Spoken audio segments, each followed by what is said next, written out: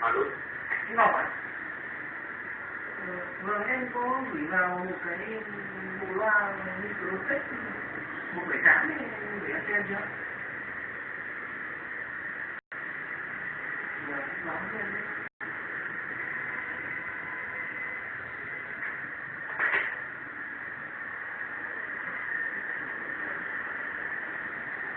Một cái STC Nó nổi giá đấy ạ. tỉnh người ta gửi về là cái ngành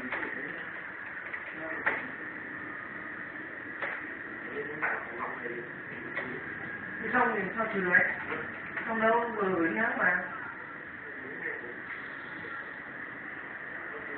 Xong có nhập chứ xong không nhập. Chưa gì.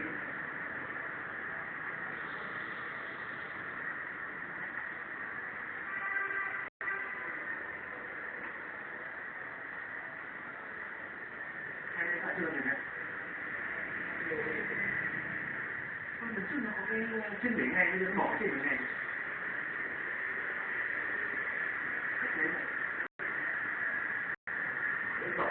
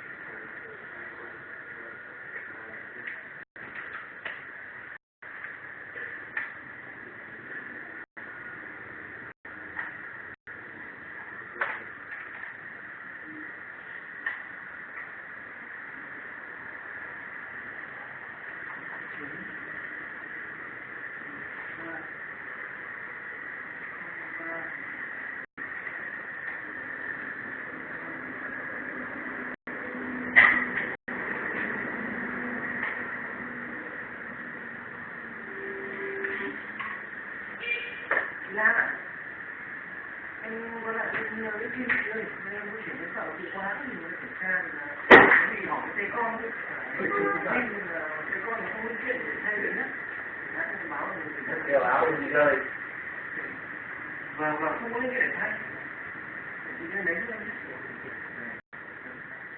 công ty rồi các bạn mình liên tục Thế là công ty đấy mà. nhiều công ty này sinh nhật của Huy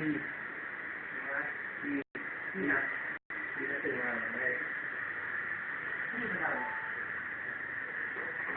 tháng 2 là quản lý Hoài nghe hả? Hoài nghe Không biết mình đã làm đi Khi anh nhận đầu tiên khi nào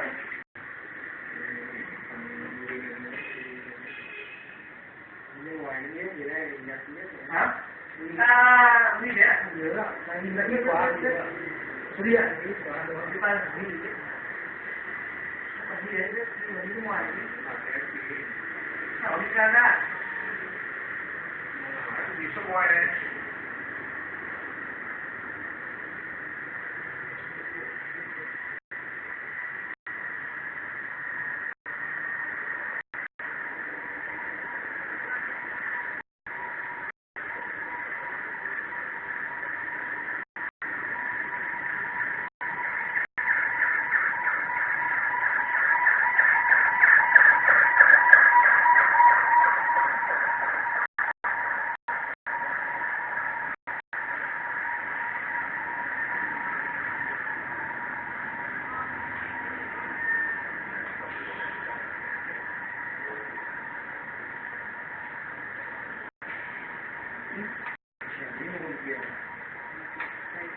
cái con của anh Đạt này chưa có được khách à?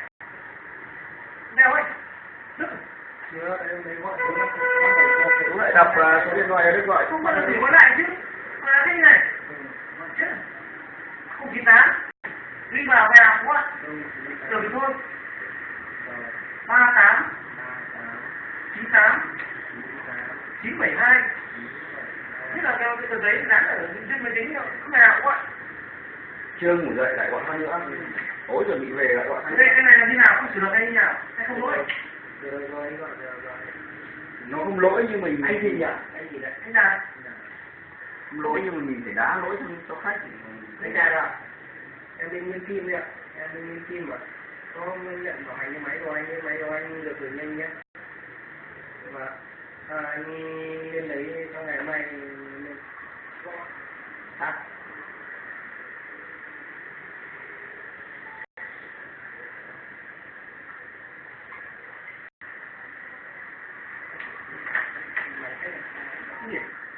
Máy cái này có gì đấy? Em gọi cho anh rất nhiều lần không được. Máy của anh xong thì ngay từ hôm sau. Nên đợi chỗ lại hỏi lỗi gì. Sẵn rồi Lỗi gì em đã chỉ được rồi. Thì nó hoặc két bẩn. Mai là vệ sinh. Đây là nóng nhé. Học một tí. Em hút mấy làm sao tôi đem lại được thì thôi. Mẹ đấy lần sau nó lại bị thế nó chú lại chết. Lần trước nó bảo bị một lần rồi. Thế bảo anh cứ chú lại. Có hai con nữa, có hai con nữa mà đông.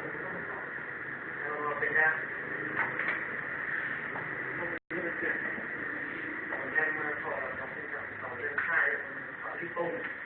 Chị, mới nó ở hàng đâu ấy, không phải của em đâu. Chứ được thiếu rồi, cô điện thoại nó bảo là không chuyển hãng đi. Hàng có kéo đâu mà em nắm. Không kéo. Nếu mà có kéo thì người nào kéo người đi mà nắm. Có ai kéo đâu? Ừ. Nó là sản phẩm không phường đánh bí điện trên bên gia đình. Thì xử lý. Nhớ xong rồi chứ.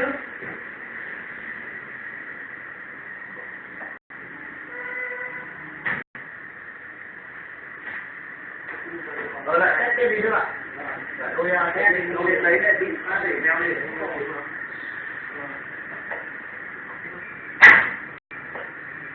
Gia đình ở bên đấy là tính như chưa. Chỉ có nhiều.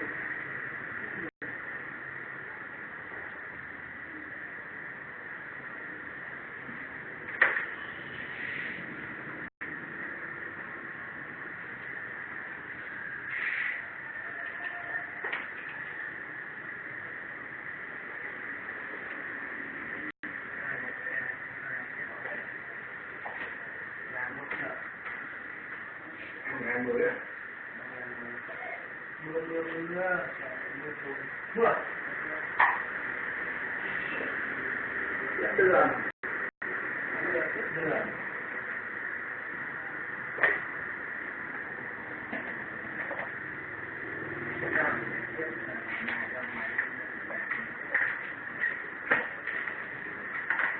Trên này thì có những con ra ở đâu không?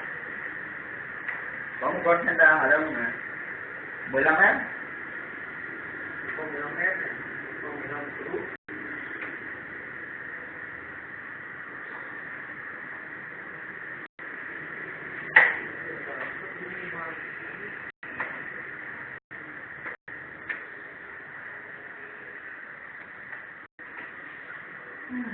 Vâng, mình kim mà. Vâng. Còn này cứ rồi nhé. Mình rưỡi nè. Vâng. Đấy là thôi thì đi là nó đi quạt tay là nó ép ngọt nó vẫn nó đi quá nó ngọt lắm là nó thích con nó giận bò lắm. Con ấy đặt pin. Em bỏ là nghe vệ sinh thứ này và vệ sinh. Vâng. Vâng. Hướng qua lấy nhé. Chào anh nhé. Đúng rồi đấy, chính là đóng cửa. Cửa ông ấy bảo là khách hàng chính dưới đấy thì sai chết. Chính dưới đóng cửa, đóng cửa.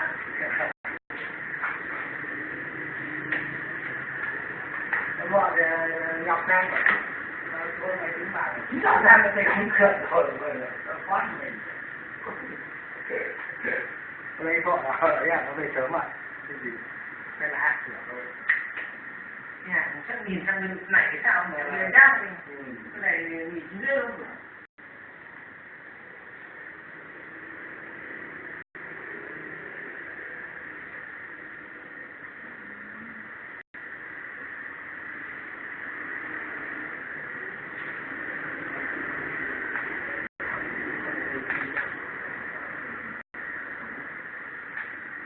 chú có cắn đâu mà hỏi đấy đi chưa nào biết sang đưa hay là cắn cái gì đây này. nhìn thì nó đi nó lên đâu.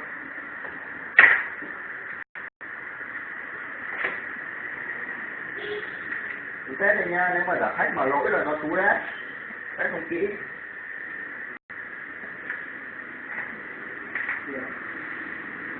Được kia.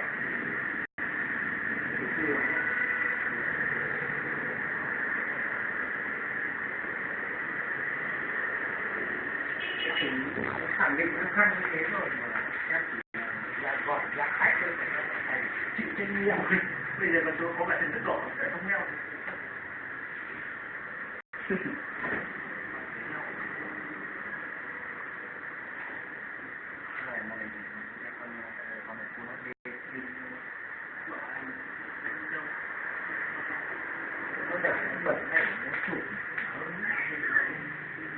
Nó đang quay rồi nó đi mưa, xem nó bắn như thế nào. Thì nó mới để bẩn. Ôi để chân chỗ này bẩn hết rồi. Bẩn hết chân này. Hay là đây chẳng phải hết chân.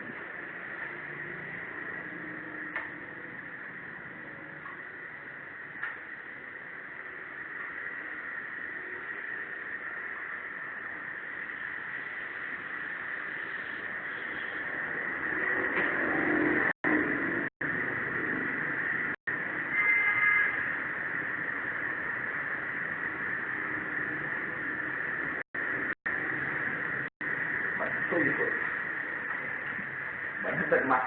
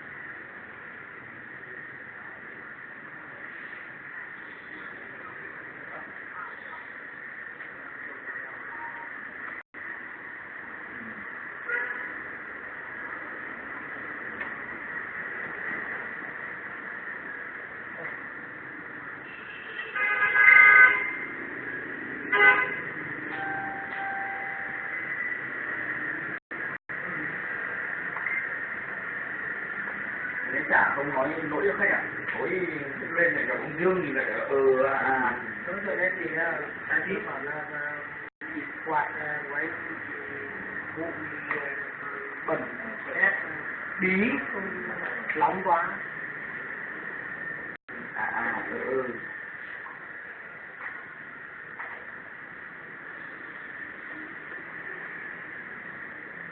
Thì em giữ lại mai em báo tự báo chân anh. Bây giờ có một phần là chết thì báo lại. Bây em tối này em trực đấy thôi. Bữa nay Dương với anh à? Dương với cả Sơn.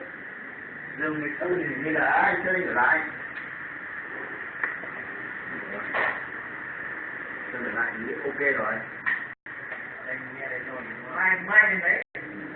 Ông phải bảo con luôn. Anh có thiếu lại thì cái lại luôn chứ. Mai họ như vậy như là Anh chỉ phải phát phòng thôi đúng không? Em trực trông thôi. không phải phát thuật. Mai gặp nhau đúng cái gì nhỉ? Mai các anh kỹ thuật cứng để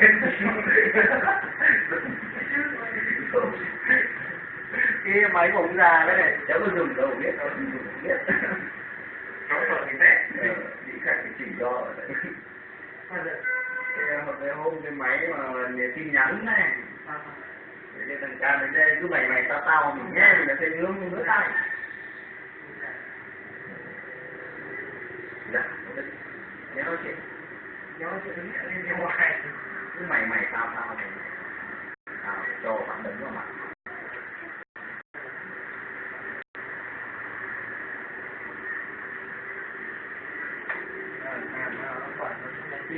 nhạc tin gửi trong bên bạn thì được gửi một số mạng này không được thì chắc là may một lúc không được là không khỏi mai mai đến cay kỹ thuật cứng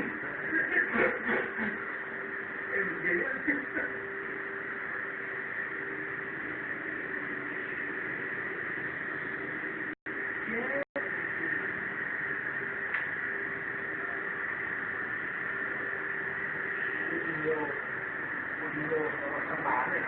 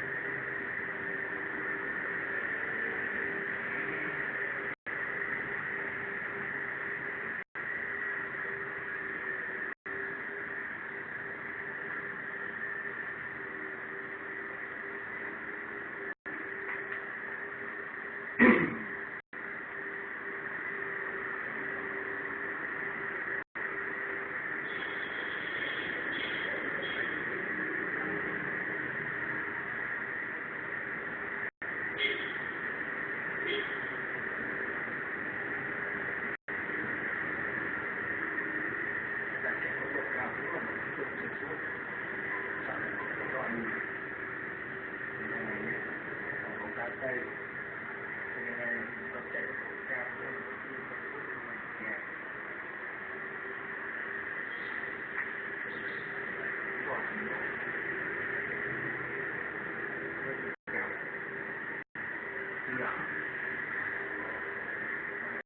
con chân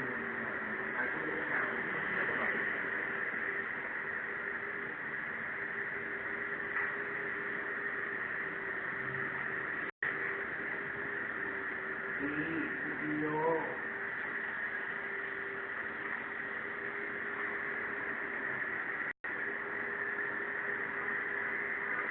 con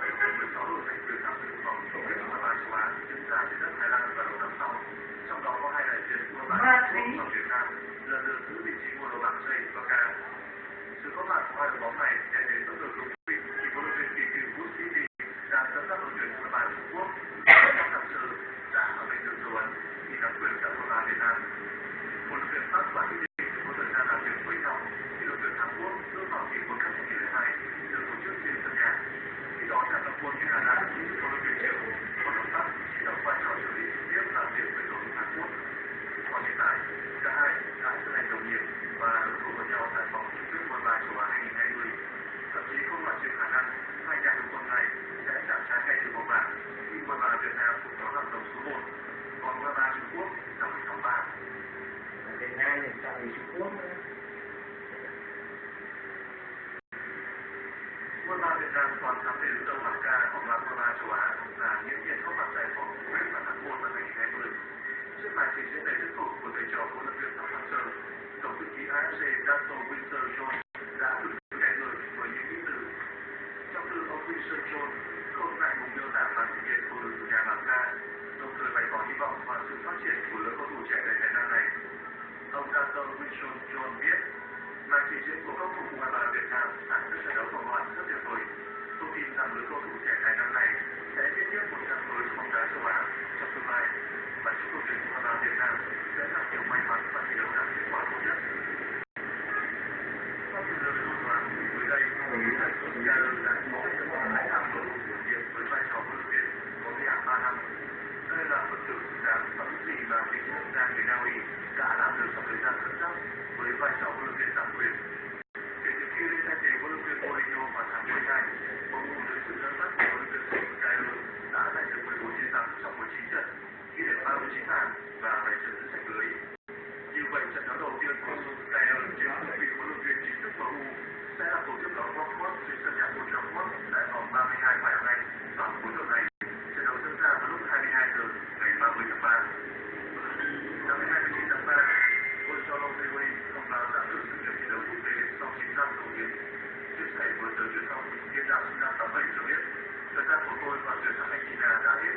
Tôi cống hiến những gì có thể cho đội tuyển và giờ đây tôi muốn dành thời gian cho cô con gái nhỏ và tập trung thi đấu cho Chelsea. Đây là quyết định của tôi sau khi trao đổi với huấn luyện viên Scaloni. Giờ đây tôi có thể ngồi trên khán đài cho đồng đội thi đấu. Tôi nghĩ thông tin này sẽ khiến nhiều cổ động viên vui mừng. Higuain lên tuyển vào năm 2009 ra sân 75 trận ghi 81 bàn, không có danh hiệu nào. Anh chỉ có 3 lần về nghỉ lần lượt tại World Cup 2014, Copa America 2015 và 2016.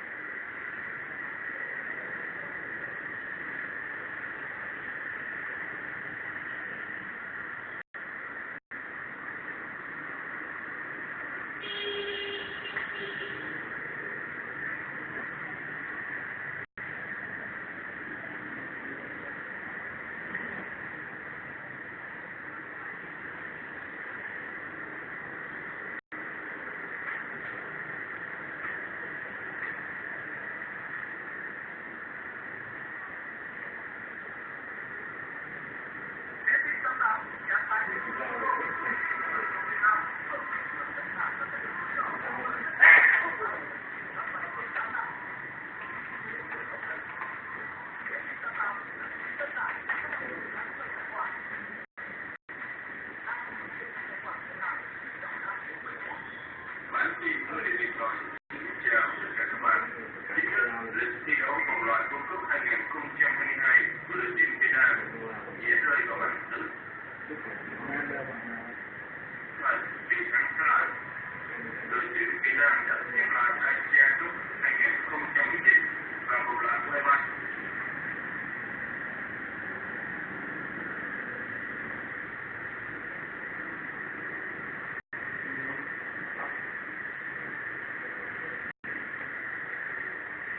Será que sí, güey,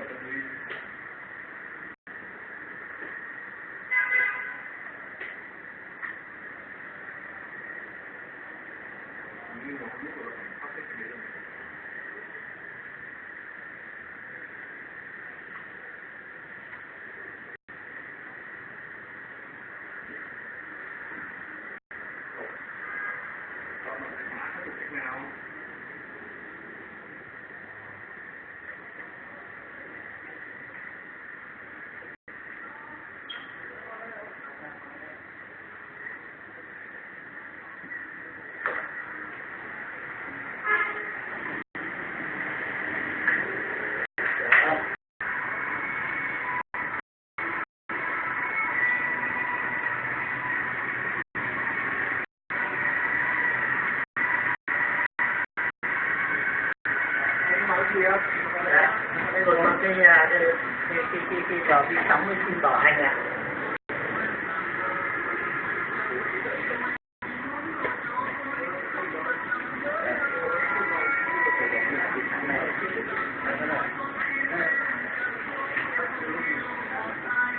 Tự nhiên thì vật nó lỏng ở trong cái nào nó lại không tiếp xúc được.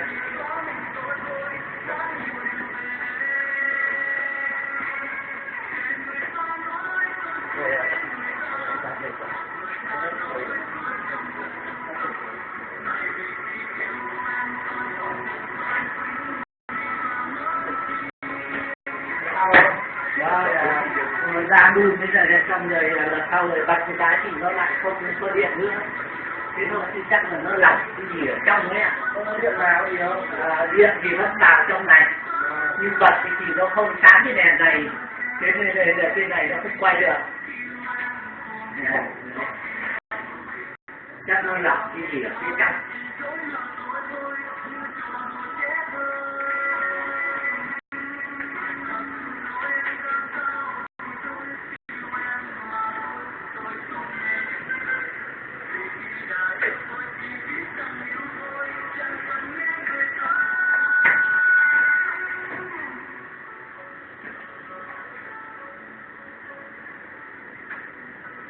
Người nhà cứ hay lời của cái mức này. Sáng đây không? Sáng, cái xe nó có bay cái nào mà